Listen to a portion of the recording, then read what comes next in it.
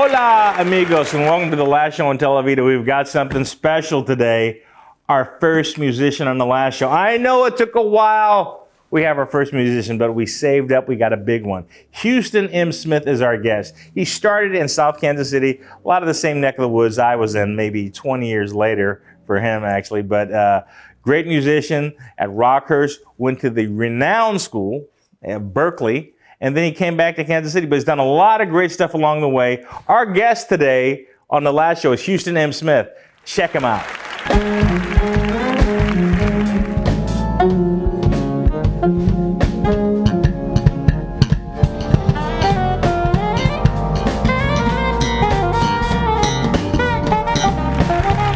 Thank you, man. I appreciate that. Absolutely. My first musician. I am so impressed. I am honored. Oh, please. You need to be honored. So where was that tape? Was that tape in Kansas City? Well, no. That tape was actually from my time in Boston.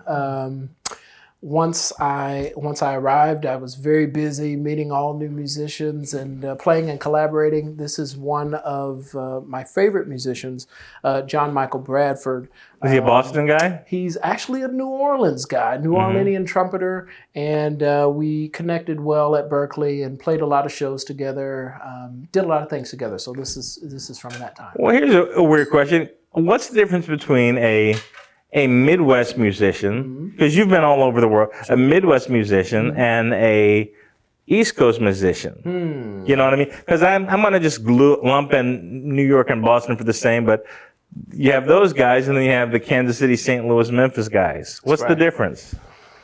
Well, I'll say that Kansas City has its own sound. Really? This area, this Midwestern southern region has its own sound, just as New York and the East Coast does, and you can argue now just as the West Coast does. Well, right? you know, we like to think that in Kansas City we're barbecue and jazz, Paris of the Plains. We've always thought that. I didn't know if people actually think that. Hey, you're hitting in Boston. Well, you're hitting the nail on the head. Here's the funny thing about Boston, and this is why we speak through the music and then say where we're from afterwards. Because when you say you're from Kansas City, it's a stigmatized, right? But when you say you're from Kansas City, especially on the East Coast, it's you're from Kansas, and I'm not hating on any of my Kansas folks. I love both sides, right? But I proudly claim the Missouri side, and so thank you. It's easier to just play and make that Kansas City known, and then have guys come up and say, "Hey, man, where are you from?" You know, gotcha. Kansas City, and then that kind of nips it in the bud, you know. Gotcha. So you got started. With Calvary, you really are Kansas City in every stretch road. Right. Calvary Lutheran. On to Rockhurst. That's right. Did you do anything musically in Rockhurst High School? Yeah, I did. I was fortunate for my time at Rockhurst because from a teaching assistant and kind of a actual student educator or student teacher in some perspective, I kind of stepped into that role, assisting all of the bands from freshman to senior, jazz and contemporary bands. And I was really grateful for that because it gave me a lot of exposure into teaching, what that would be like, and I was working with my peers and really building relationships in the music and outside of it, so it was really cool. You know, before we actually taped, you told me this weird kind of epiphany on how you end up on the saxophone, because we always want to know when people instrument, how do they land on this one? Sometimes it's like, well, the French horn was the only thing they had left, so my son's playing the French horn, right, in public school. Right. So how did you end up on the saxophone? You said there was a weird kind of aha moment. Yeah, that aha moment happened randomly in a grocery store after a long day of school, and I was tired. I just ran into an older young lady who stopped my mother and I, engaged in conversation. She was asking me what I was up to in school. Hated playing the recorder. I had just received that $2.99 piece of plastic about a week earlier. And, you know, she said something to me that kind of changed my musical trajectory. And what was that? 11 words. She said, you know, recorder and saxophone are the same thing, right? And from that moment, I kind of found a little bit more purpose in making that recorder sing a little bit. And I've been trying to do that from the recorder to the saxophone and every other instrument pretty much since. So Because this isn't a brass, it's a woodwind. it's a woodwind. Yep, it is a woodwind. It's made of brass, but needs But some it's wood to a play. woodwind because tell us the. Well, you need a piece of wood to actually make a sound, right? A brass instrument just simply puts its lips, or the brass player puts its armature into that instrument. It's a mouthpiece. Here, there's actually a piece of wood that's affixed to the mouthpiece. Without that piece of wood, there is no sound. Hence the name woodwind. So. Well, speaking of sound, we're going to take a quick break. We're going to show you some more sound from Houston M. Smith. We'll be right back.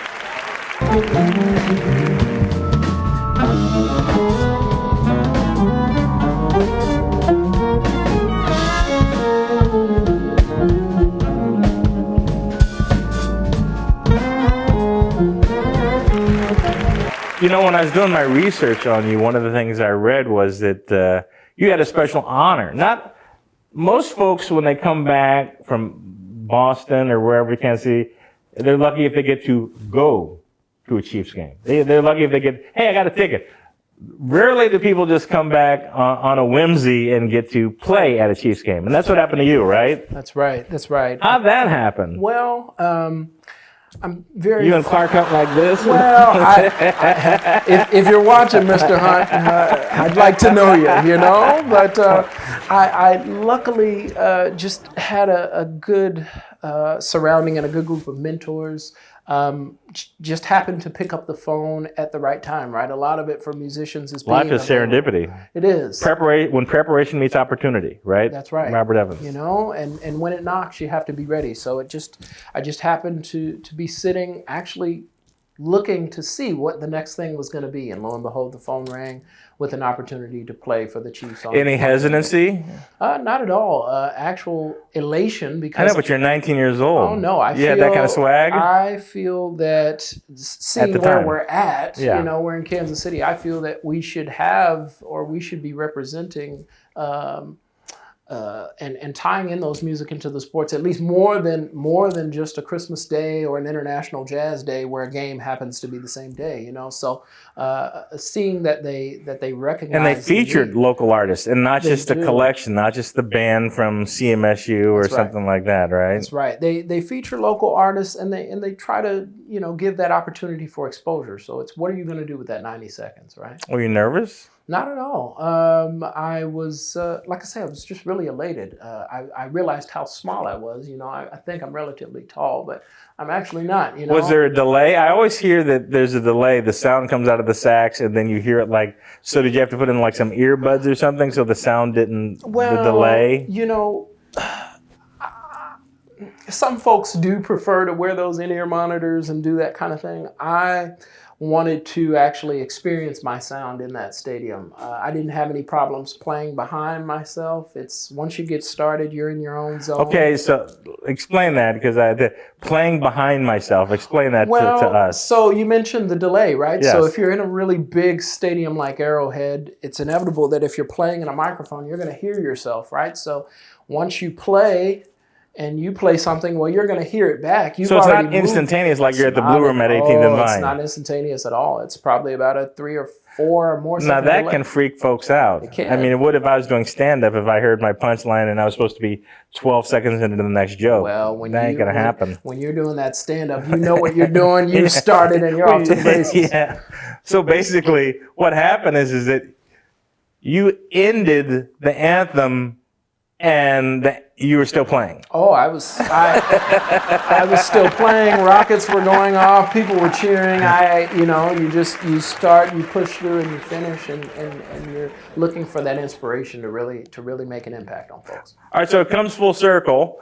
Was that 8 years ago? Yeah, something like it. Yeah. I think 2014 or 15. The Kansas City Star article says. You can look it up. Draft weekend comes to Kansas City. That's right.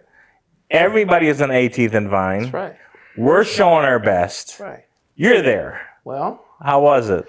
It was absolutely amazing. It was great to see the national and international, I can argue, exposure that Kansas City needs, right? It was great to see folks that aren't from the area, in the Blue Room and in the district, just enjoying and experiencing for the first time. What was going on that night anyway? Well, not only that night, it was that whole day. There was a 12-hour draft jam session that they had planned out.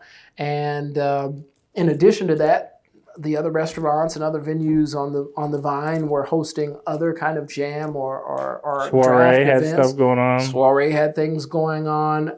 It was really just fostering a place for people to find kind of a respite from outside. So of it was the kind of draft like, activity. I don't want to say it was kind of like Bourbon Street in the fact that they would kind of roam into the room and then roam into soiree, then roam back and forth That's and exactly. roam across the street and everything like that. We had that atmosphere for at least a weekend that they have every weekend in New Orleans, right? That's right. And it was refreshing to see that, because it should be an every weekend or type of thing for Kansas City, I believe. So let me ask you this: when you were growing up, I know you had the epiphany. What saxophonists in pop culture did you look up to as you were trying to get to where you're at now? Oh goodness. The list is very long, and I always You don't want to pick favorites? Kind of like well, I don't like my first you kid. asked me, not if I was nervous, but there's a little bit of hesitance in this because the list is so long, and it's like I'd have to say, and you said modern too. One of my earliest influences, of course, being from Kansas City, Charlie Parker. But, Of course. But Thank you. shortly after. Good answer. Correct answer, right, sir. Right.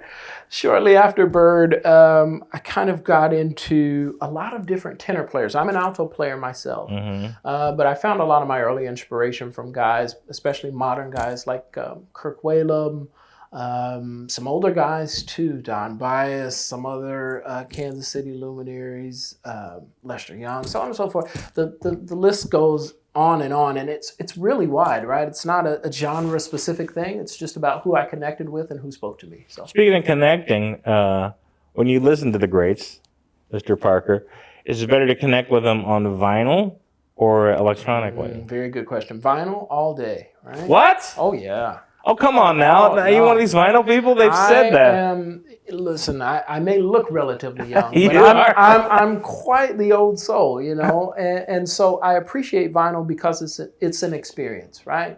Electronic From the album. Right. From the Parker album. Right. To the smell of the cardboard, to the exactly sleeve pulling it out. I mean, it's just very.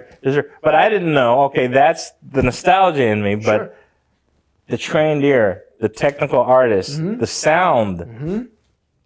Come on. It's a high def versus vinyl. It is. I mean, no. Still, vinyl is a commitment, right?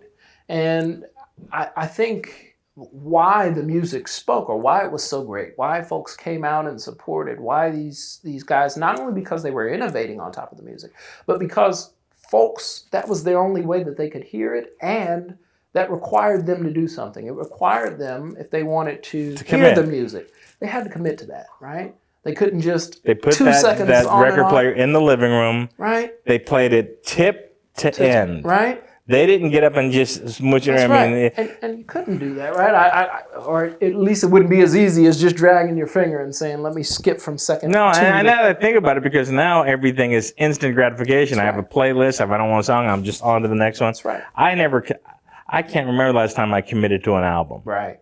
Right? Stevie Wonder, cover to cover. I just Right. remember it starting, Right. and I remember it ending, and then putting it back at the end. That's right. And start. That's a great memory. I don't know if you ever did that. I have done You're a that. little young for that. Well, I've been lucky to be surrounded by folks that are seasoned mentors and a lot older than me. So I've kind of fallen into that kind of thing as opposed to being on top of the latest new thing, All right, we're going to take one more break. We'll be back with Houston M. Smith.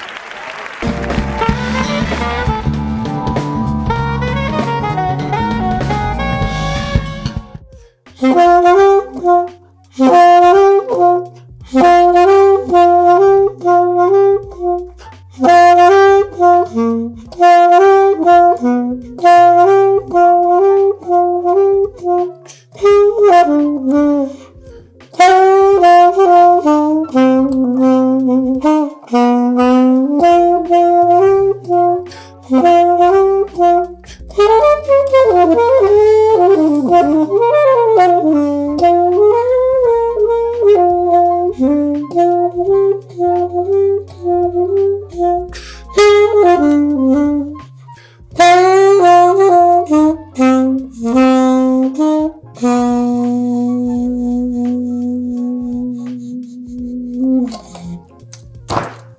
you.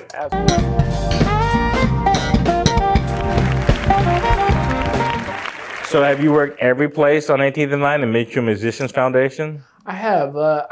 So my exposure to the district started when I was about 11 years old, actually on the drums. Before I started playing saxophone, I started going. My father very luckily took me, and thankfully took me to those sessions very early. At the Mutual Musicians Foundation? The foundation, I had to wait until I was about 15. But the Blue Room, those Monday nights, till Might about be 12. Call to social services. That's What's right. this 11-year-old You know, doing out at 2 in the morning? In the foundation, it's like learning, man. You know, and here's the key: don't look like an 11-year-old. You know, Put a cigarette in your mouth, some sunglasses. you know. Well, if anyone who's watching knew me on your show, knew me then, you would probably have seen me in a suit and very much. You gotta. You know, that's that Kansas City thing, man. You gotta come. pay your dues. You gotta come prepared. You know. So over the next month or so, where are your shows coming up in Kansas City? Well, I have actually a lot of private events that I'm booking. I'm working on some public things as well. I believe I'll probably be at the foundation. Well, you have a website, right? I absolutely do, and I'm also across all social media. We'll put that website up too. It's somewhere underneath us right now. Across all social media, Facebook, Instagram, Twitter. That's the best way to stay updated on what's happening with me. Mm-hmm. So, do you like the traditional New Year's Eve gig, or is that something you fade away from? Or? Well, I like to work. It's a mixed blessing for comedians, but I mean, yeah. I like to work. So if there's an opportunity open and it makes sense, if it's New Year's Eve or not, I'm there, you know? Mm-hmm. I appreciate all your time. We've got all these clips interspersed of Houston. We're going to have some stuff of him from video, from Berkeley, from here. It's been an honor, sir. Thank you so much. Appreciate that. Appreciate it. This is the last show.